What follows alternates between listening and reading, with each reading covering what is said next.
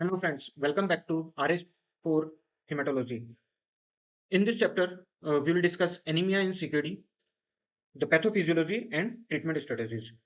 So the recent advances in this chapter, they are done mainly in treatment part, but it is what it is. We have to study this chapter. I will cover this chapter mainly from RA-4 Hematology, and some basic hematology concept that you might already know will be covered from hematology part. So first the introduction. Causes of normocytic anemia. I hope you all of you know what are the most common causes of normocytic anemia.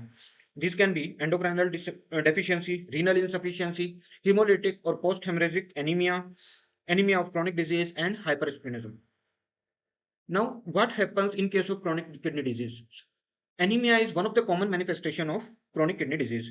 It is due to EPO deficiency, that is erythropoietin deficiency, which is the major factor for anemia in CKD. But there are other contributing factors also. We will read each one of these in detail at the relevant part, but this is just an introduction, so it is considered as a brief summary. So the other causes apart from EPO are chronic disease state, that is disease chronicity, reduced RBC lifespan, if there is any underlying iron deficiency, if there is blood loss, especially in hemodialysis patient.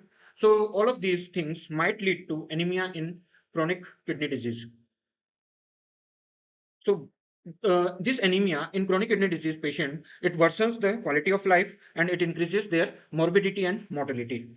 It might also lead to some certain complications such as superimposed inflammation.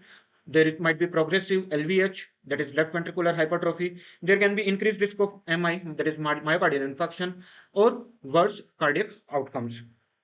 The prevalence of anemia in CKD is approximately 90% in patients with GFR less than 30 ml per minute who are anemic. The pathogenesis, as I mentioned before, it is multifactorial. Predominant cause is reduced production of EPO. It might be either absolute or functional deficiency. There are certain recent treatment advances which we will see in detail in the end of this chapter. But to summarize, there is recombinant human EPO that was introduced in 1989.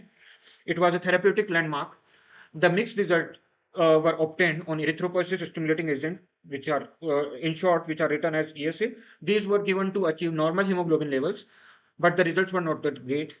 There is global variability in anemia management uh, recommendation for CKD patients. There is significant improvement with iron therapy and ESA, and there are ongoing assessment on newer therapeutic trials. So this was a brief introduction about anemia in CKD. Now we will see the different headings for this chapter, beginning with the evaluation of anemia in CKD. Hello friends. So if you have watched my video till here, it means I assume that you like this lesson and you want to learn it seriously. So I have created a course on recent advances for hematology.